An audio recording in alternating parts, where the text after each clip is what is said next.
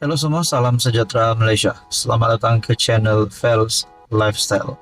Terima kasih kerana bersama di dalam channel ini. Saudara-saudara yang amat dihormati, sebelum ini kita mendengar nama Tun Daim Zainuddin dan istrinya Naimah yang didakwa oleh SPRM. Dan pada akhirnya ramai berkata perlahan-lahan akan terbongkar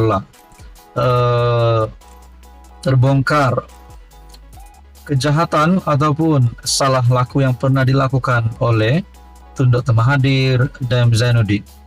Namun saudara-saudara, itu sudah pasti hanya menjadi persoalan dan pandangan. Nak kata mereka jahat, itu siapa yang boleh putuskan? Tiada siapa yang tahu. Namun saudara-saudara, ini satu lagi laporan yang pasti menjadi perhatian ramai. Berkaitan dengan artikel daripada Malaysia Kini, laporan bangunan jutaan ringgit di London terkait Daim tak jadi dijual. Mungkin selepas saya melihat artikel ini, saya mempersoalkan pandangan pribadi saya. Adakah bangunan jutaan ringgit di London ini milik Daim Zainuddin ataupun mungkin bersama dengan kroni Daim Zainuddin? Kerana dinyatakan di sini terkait Daim, ataupun mungkin bangunan Mahathir, kita pun tak tahu. Nah, saudara-saudara, melalui artikel ini, sebuah bangunan pejabat di London yang dikaitkan dengan keluarga bekas Menteri Kewangan Daim Zainuddin ditarik balik daripada jualan, menurut laporan Bloomberg semalam. Nah, persoalannya, kalau memang benar akan dijual, apa sebab bangunan itu dijual? Di mana bangunan itu yang mengaitkan nama Daim Zainuddin? Adakah Daim Zainuddin sudah muflis ataupun bankrupt sehingga perlu menjual bangunan yang mengaitkan nama beliau? Nah, itu menjadi persoalan. Nak cakap bangunan itu disita, di dalam artikel ini tidak menyebut tentang perkara itu. Laporan itu berkata, ia berdasarkan dokumen yang dilihat Bloomberg. Bangunan tersebut yang terletak di One Crown Court dan Cheapside, kira-kira 400 meter dari gereja St. Paul, ditawarkan untuk dijual pada harga 28.6 juta bersamaan dengan ringgit Malaysia 171.41 juta pada tahun lalu. Sumber yang tahu berkenaan perkara itu berkata, perbincangan untuk pembelian tersebut terhenti selepas persetujuan awal dicapai dengan seorang pelabur awal tahun ini. Menurut laporan itu, rekod pendaftaran tanah United Kingdom menunjukkan bangunan itu adalah milik Stretch Properties Ltd, sebuah syarikat yang didaftar di British Virgin Island. Wakil keluarga Daim enggan mengulas perkara itu. Dalam hal itu, saudara-saudara, melalui perkongsian ini menyatakan, pada 29 Januari, Daim mengaku tidak bersalah atas pertuduhan gagal mematuhi notis SPRM dengan tidak mengisytiharkan harta, termasuk 38 firma, 25 hartanah dan tanah, 7 kenderaan mewah dan 2 akaun dana pelaburan. Istrinya, Naimah Abdul Khalid, juga didakwa atas pertuduhan gagal mematuhi notis SPRM untuk mengisytiharkan aset miliknya.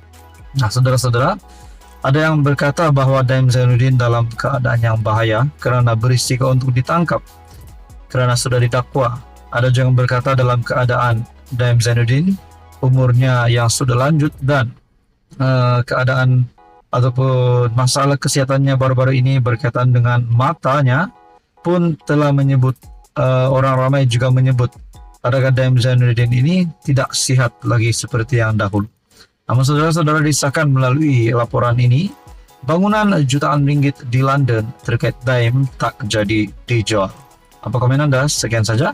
Teruskan bersama di dalam channel ini. Halo semua, salam sejahtera Malaysia. Selamat datang ke channel Fels Lifestyle. Tuan-tuan dan puan yang amat dihormati, ini satu lagi kemenangan Anwar Ibrahim. Satu lagi kehebatan yang ada pada Anwar Ibrahim yang rasanya tidak dimiliki oleh mana-mana pemimpin negara pada hari ini.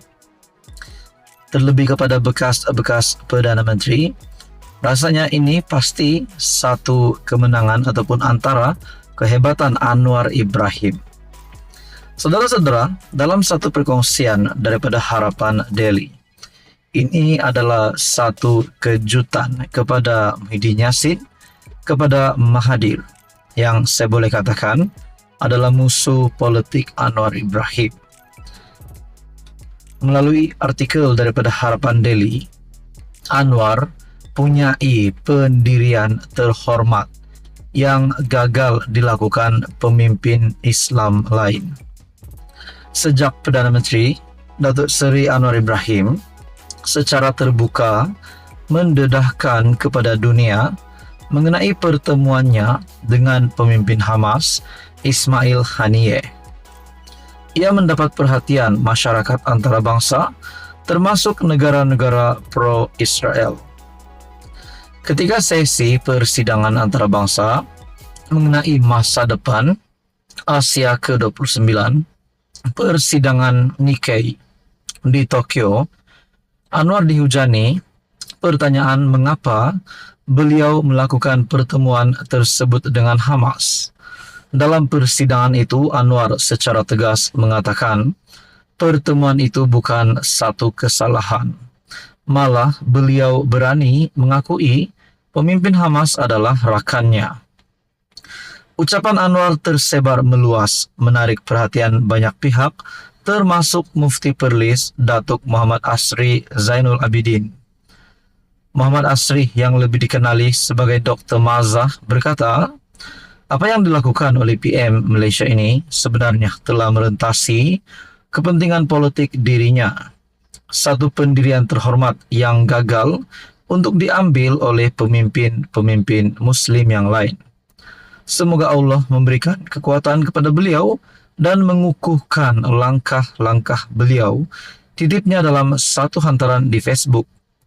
Malaysia adalah antara negara lantang mengutuk kekejaman Zionis dan menyokong usaha ke arah penubuhan negara Palestin yang merdeka dan berdaulat. Saudara-saudara, tuan-tuan dan puan-puan, ini saya boleh katakan satu kredit kepada Anwar Ibrahim. Dan sekiranya ramai rakyat yang menyedari kehebatan Anwar Ibrahim ini, bukankah ini akan memberikan sedikit sebanyak kelebihan kepada Anwar untuk terus menerajui tampuk pemerintahan sebagai Perdana Menteri dan seterusnya memenangi pilihan raya umum ke-16 pada masa akan datang nanti. Nah, kalau ini berlaku, sudah pasti kita boleh mengucapkan selamat tinggal kepada semua musuh politik Anwar Ibrahim. Rupanya ini satu maklumat pendedahan yang menyebut kehebatan dan kebijaksanaan Datuk Seri Anwar Ibrahim. Dan memang selayaknya Anwar Ibrahim memegang jawatan sebagai Perdana Menteri. Anwar punyai pendirian terhormat yang gagal dilakukan pemimpin Islam lain. Saudara-saudara, tuan-tuan dan puan, berkaitan dengan artikel ini, apa komen Anda? Anda boleh komen di bawah. Sekian saja untuk kali ini. Teruskan bersama di dalam channel ini untuk info yang seterusnya.